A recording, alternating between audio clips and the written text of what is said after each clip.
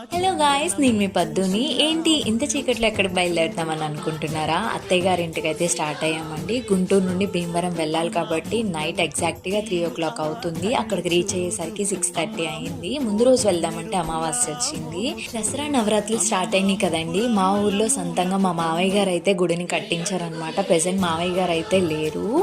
అమ్మవారికి పుట్టింటి తరపు నుండి మేము సారెని తీసుకొని వచ్చాము. స్టార్టింగ్ వెళ్ళగానే సముద్రానికి తీసుకెళ్లి అమ్మవారిని స్నానం చేయించేసిన తర్వాత మన ఇంటికి తీసుకొస్తారు. మన ఇంటికి తీసుకురాగానే అమ్మవారికి కాళ్ళు కడిగి పసుపు కుంకుమలు పెట్టి అలానే హారతి కూడా ఇవ్వాలన్నమాట. తర్వాత అమ్మవారిని మంతాల మీద కూడా పెడతారు. ఎప్పుడో నా చిన్నప్పుడు వచ్చింది పూనకం, మళ్ళీ ఇదే రావడం అనమాట. వీడియో చూసుకున్నాక నేనేనా అన్నట్టు అనిపించింది నాకు.